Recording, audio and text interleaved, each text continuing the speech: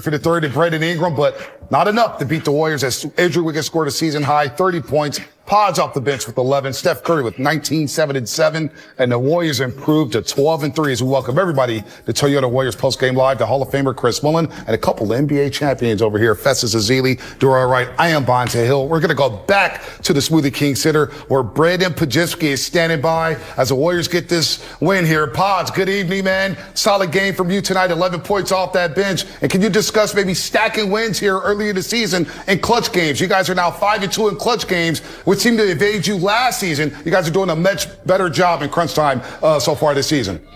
Yeah, like you said, last year it kind of bit us in the butt a lot of times, blowing a lot of leads, and we're finding ways to win. And I think that's a sign of a good team, a championship-level team. And everybody played their part tonight, whether it was a couple of minutes, a lot of minutes, whatever it was, everybody played their part. And, obviously this is a cup game, but it also matters towards the playoffs too. So we're glad to be 3-0 in the cup, but we're also glad to keep the winning streak rolling. What's up, Pods? It's D. Wright. Congrats on the win. You guys are the number one team in the NBA as far as bench points and the bench in the NBA. What's going on every single night? What's the mindset when you guys approach the game? Yeah, just impact it. If we're down, try to take the lead. If we're winning, extend the lead. Whatever the case is, just trying to bring our best. And, we got a bunch of guys that come off the bench that could be starting for a lot of other teams. And I think it gives credit to our team. Everybody's willing to take a sacrifice to win. And, that's what we do. And I think it shows when we come off the bench. I like to think that there's no letdown when the bench guys come in for the starters. And so I think it's a well-rounded effort by everybody. Pods, Festus here. After a game like this, I really love the way you impact the game, whether it's defensively or there's offensively creating plays for your teammates. You're one of the hardest working guys on the team. What is your mentality when it comes to going through some shooting lows? You just feel like at some point it's going to bust wide open for you? Yeah, I just got to trust the work. Right now it seems like I can't, throw a rock in the ocean if I wanted to, but I think, like you said, I try to impact the game in as many ways as I can and control what I can control. And so, nights like tonight, didn't make a three, but I found ways to impact the game, and I think that's why I was out there late. Pod, you guys are now 3-0 in cup games. Is there a different energy, a different intensity in the NBA cup games for you guys? Hell yeah, we want that money. Here we go. I think we clinched the pool tonight if Dallas beats Denver. So we're hoping that happens. But if not, we'll just go to Denver and have to take care of business to try to get a quarterfinal game at home. There it is. Get us to Vegas, Pods. It's good to catch up with you, man. Good luck tomorrow night in San Antonio. Thanks, fellas. Anytime. Brandon Pajinski, 11 points off the bench, 5 of 11. Didn't hit a three, but that three ball looked a lot better tonight when he was shooting it. And he didn't finish the game tonight. So a nice step in the right direction for Pods. And, of course, the Golden State Warriors, who outlasted the Pelicans. They were in another clutch game. This was their 7th clutch game of the season. Last year, they were 22-22 in clutch games. Not good enough, right? Well, this year so far, they're 5-2. And they outlasted the Pelicans there as it did get a little airy down the stretch. Let's pick up the crunch time tape here, fellas, because the Warriors did go on a 12-3 run in the fourth quarter.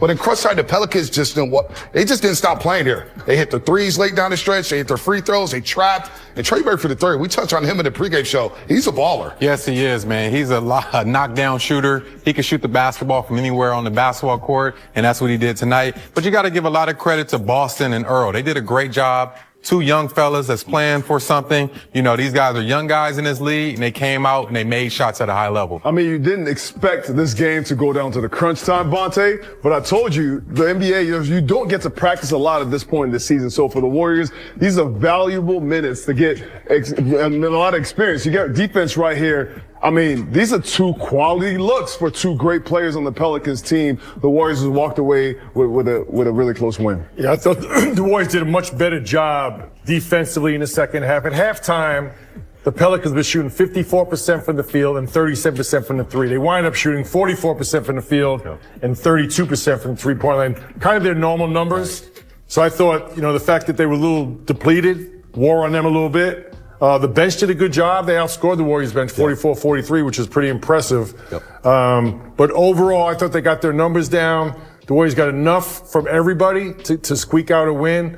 But look, when guys are down, this is an opportunity for players not only to get minutes, they're showcasing for the rest of the league as well. So I thought they played really hard. The Pelicans did. The Warriors did enough. I think, by the way, you said, these are games last year the Warriors had a hard time winning. So the fact that they're not playing their A game and getting road wins, Really impressive. Robinson Earl and Boston Jr. combined for 35 points off the Pelicans bench. They played very well. Molly, I'll go back to you here. What do you tell your team? Because now this is 2 straight sloppy. It's not as sloppy as the Atlanta game Wednesday night, but a lot of things to clean up here in the win. Well, first thing they cleaned up tonight, free throw shooting. Yeah. I think the free throw shooting won this game. They shot over 80%, so that's a positive. And look, human nature, there's always a little bit of a letdown when the star players are not available. But again, they got the W. I think you take that away from this. It's a back-to-back tomorrow. Keep stacking wins. But again, I thought the second half, the individual defense was much better. The turnovers are always going to be a talking point for the Warriors. But I think overall they're doing a good job there. And tonight they made their free throws. So look, now they're 12-3. Right. So, you can nitpick and you want to get better after wins. But they're still playing at a high level. 12-3 is 12-3, right? Absolutely, especially when you have Andrew Wiggins playing at such a high level as he is right now. That's the one thing you could take away from the game tonight. 9 for 14 for Wiggs, and on the other end, defensively holding Brandon Ingram to 7 for 16. That right there is two-way Wiggs. And when you have the X factor, like I called him before in the pregame, when you have the X factor playing like that, you give your team a chance to win like they had tonight. All right, go ahead, D-Right. No, I was going to say, when you're a 12-3 team, you're doing so well, you need these type of games because that coach needs to show you film of the mistakes you made. So that was a great game where they can learn from. No doubt. The 12-3 run in the fourth quarter, let's pick it up there because that's where the Warriors are able to gauge some separation. Again, this was a nip and tuck basketball game. You see here, 87-86.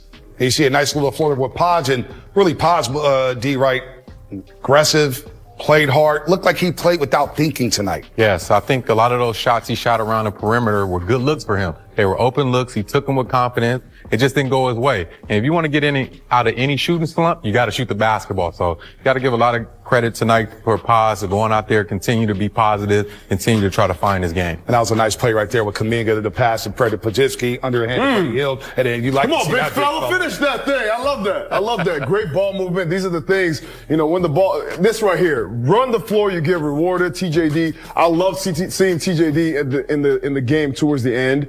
He's starting to earn those minutes, being able to make plays just like that, being able to make an impact on the game. Draymond Green was doing a great job being a facilitator with the ball. At the end of the day, the thing we keep talking about is free throws. This is something that's really important. The Warriors being a small team, a shooting team, there's no way that there should be last in the NBA in shooting free throws. But tonight, responding to that adversity, responding to that call, the challenge of making your free throws, and tonight shooting 75% from the free throw line was huge. Real quick, TJD in his hands. He has very good hands. He catches everything down to the paint. 9 points, 8 rebounds. Good hands, good IQ. TJD is a big man. He continues to grow. This is his second year in the league. And you just see that. You see getting a little bit of muscle in the offseason, coming in, making an impact in the game. I love his adjustment. The first half he was struggling finishing around the rim. Second half, just dunk the ball. Hashtag dunking TJD. I love that. And Bully, we got to talk about Andrew Wiggins here. Andrew Wiggins has been on a heater this week, and he's had a very solid season. Tonight, a season high 30 points. 9 of 14 from the floor, 3 of 5 from the three-point line, made all 3 threes in the first quarter to really set the tone. But how about this, Willie? He was 9 for 9 from the free throw line tonight. Yeah, that's the type of Andrew Wiggins player that the Warriors need. Look, the team stats for the Warriors, top 5 offense, top 5 defense. That type of team for Steve Kerr goes to the NBA Finals. Andrew Wiggins is playing 2022 basketball, Andrew Wiggins, the year he led this team to a championship. Aggressive offensively. Finding gaps, finding open threes, playing in transition. And I think his individual defense is as good as it's been since 2022. He might be in the conversation for Western Conference Player of the Week. Look at these numbers, right? He's hooping, man.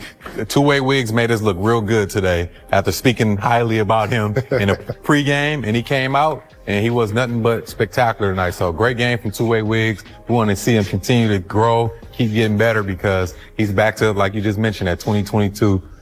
And look at this. First time since 2022 when he scored at least 20 in 3 consecutive games. Again, the season high tonight, 30 points. All week long, he scored at least 20. He has a perfect opportunity tomorrow in San Antonio against Harrison Barnes and company to really put up another good stat line. I mean, Wiggs he's been phenomenal. Those numbers is trending upwards. For him, he's really responded to this challenge of, coming into the game, finding ways to be that secondary scorer that the Warriors need tonight. It wasn't really a lot of shot making around. The Warriors only make 12 threes from the 3-point line. This is a 3-point shooting team. But Andrew Wiggins, everything you wanted. Efficiency numbers from the three-point line, 3 for 5. From the free throw line, 9 for 9. So the aggressiveness getting to the paint, making sure he drives and gets to the paint when the shots are not falling from the outside was valuable tonight. I thought tonight the fact that they didn't let the previous games dictate their aggressiveness. Sometimes that does have an effect on you when you're not making your free throws. You're not as aggressive getting to the line. I thought all the players were really aggressive. They knocked them down tonight, and it was a big difference. Yeah, 9 for 9 for Andrew Wiggins again from the free throw line. He'll love that